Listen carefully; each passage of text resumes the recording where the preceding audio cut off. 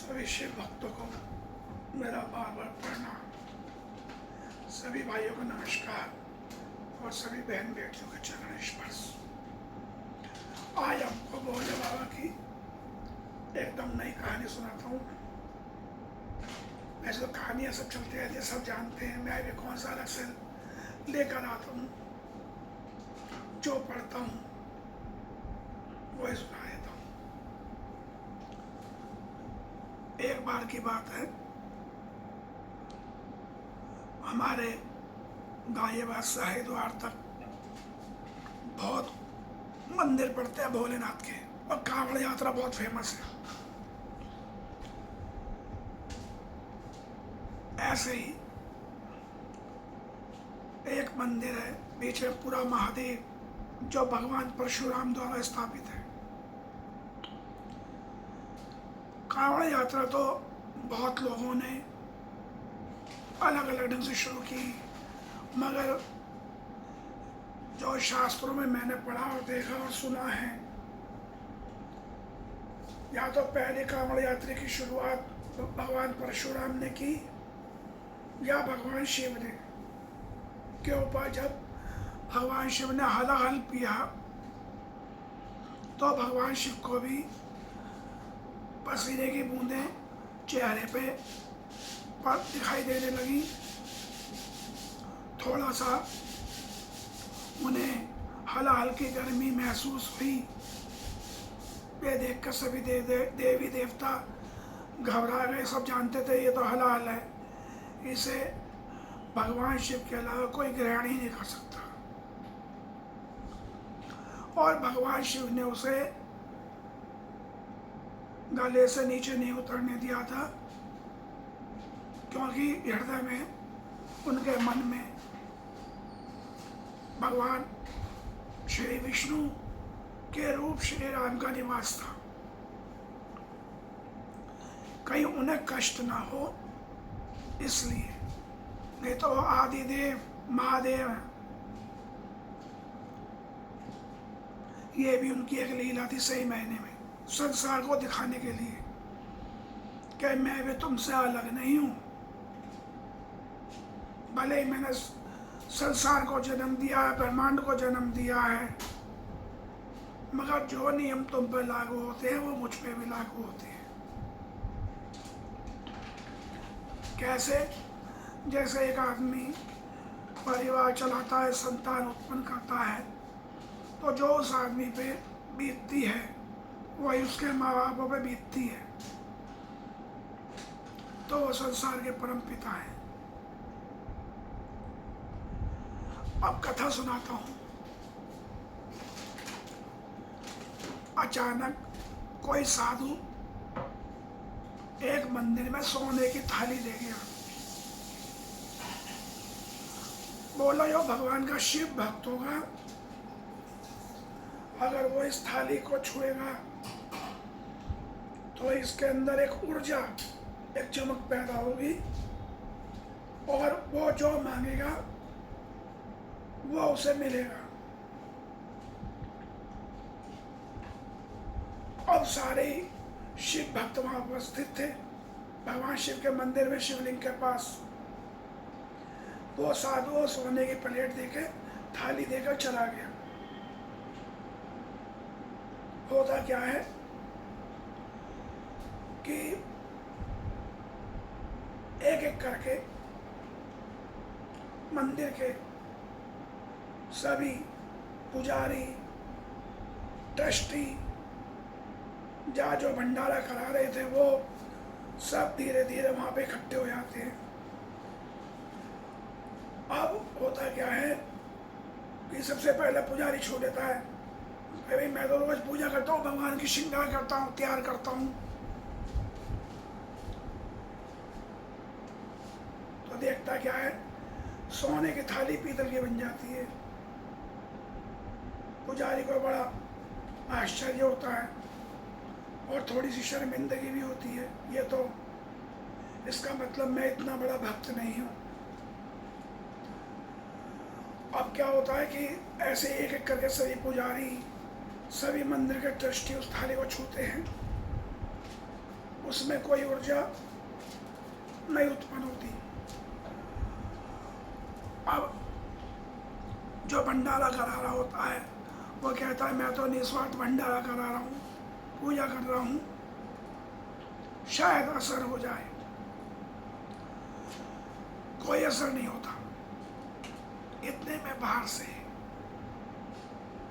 बहुत लोग आ रहे हैं, जा रहे हैं कि भाई क्या हो रहा है मंदिर में। सब लोगों को पता लगती है। सब लोग आके धीरे धीरे धीरे थाली छूते हैं। बहुत से भगवान के शिव पे अच्छे भक्त भी होते हैं। थाली फलस्वरूप सोने के थाली में तो बदल जाती है, पर उसमें चमक पैदा नहीं होती। अब होता क्या है, बहुत देर हो गई, शाम हो गई, दिन छिपने वाला है, भगवान शिव की आरती का टाइम हो गया। इतने में एक साधारण सा दिखने वाला एक मजदूर की तरह व्यक्ति आता है।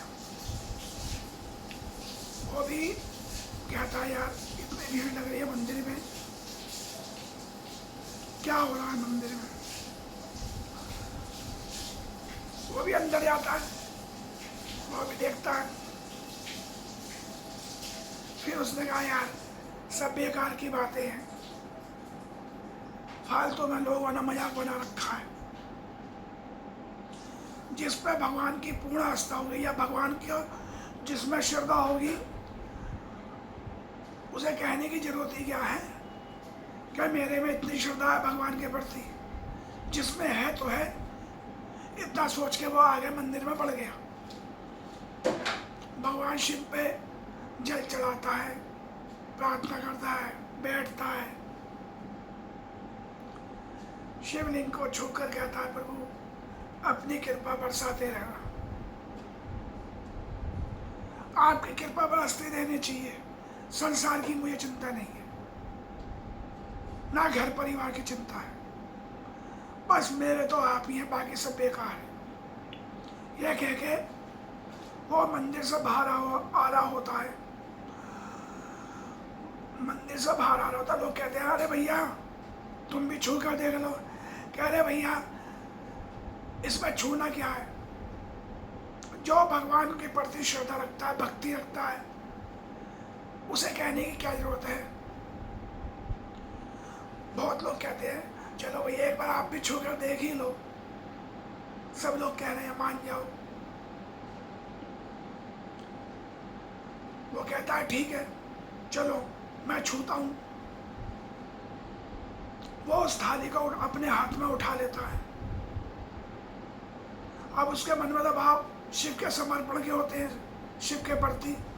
थाली एकदम चमकने लगती है सूर्य के भांति। सारे आश्चर्य पड़ जाते हैं,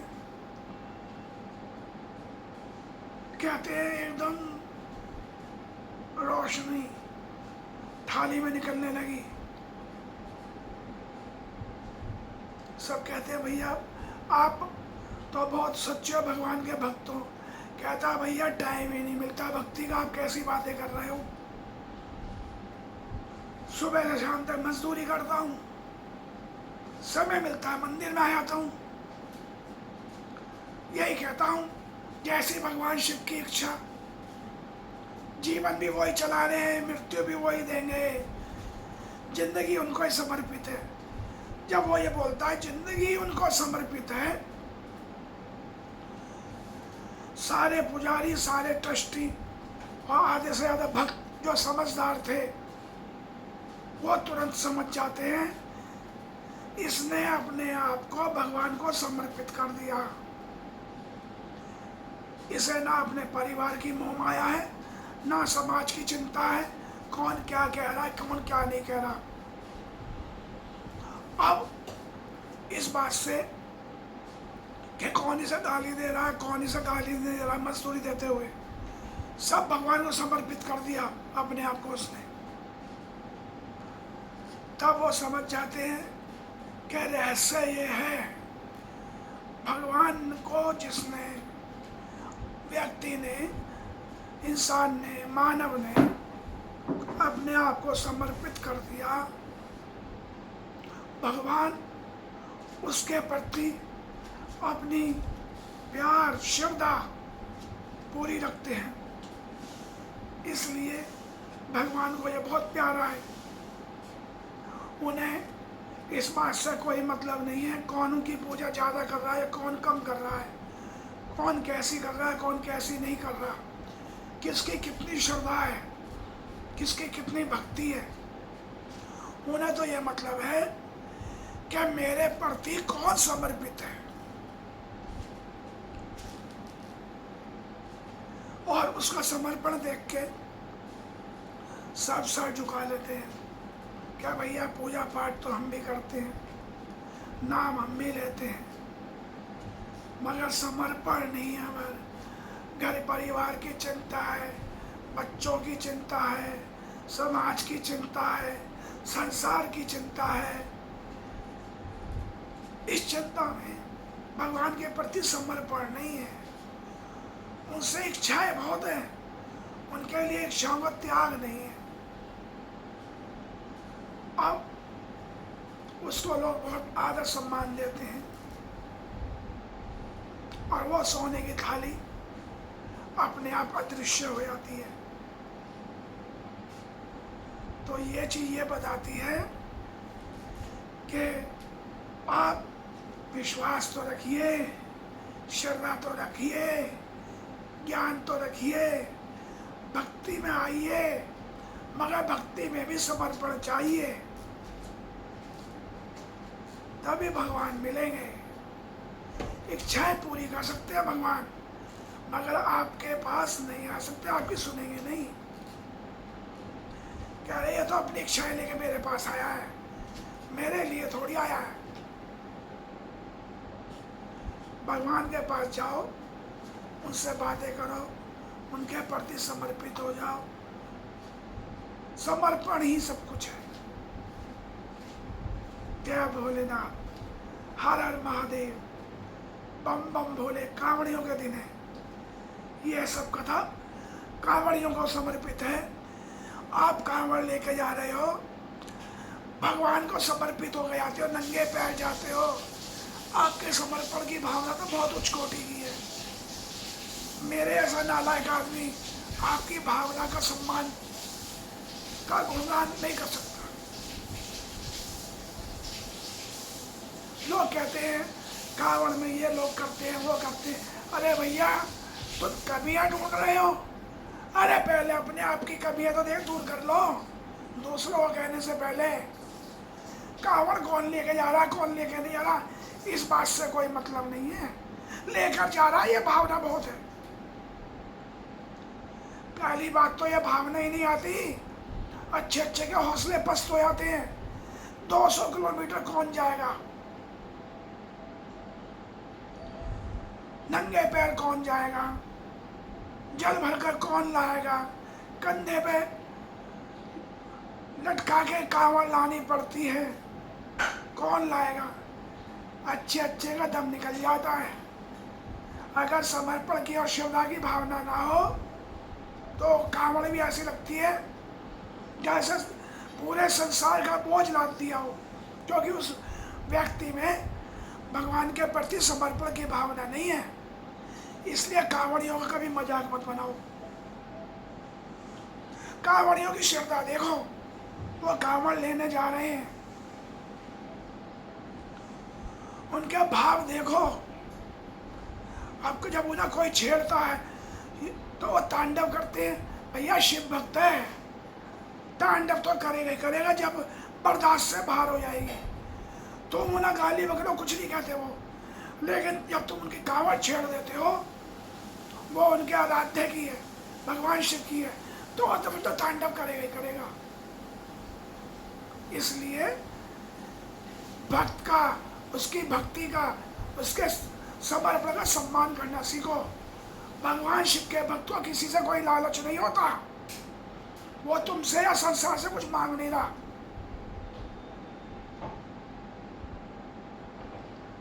इसलिए सबसे प्रार्थना है, कांवड़ वाला छोटा हो बड़ा हो कैसा भी हो, उसका सम्मान कीजिए, उसकी भावना देखिए। बम बम बोले। जय सब शिव भक्तों का मेरा बार बार नमस्कार, बार बार प्रणाम।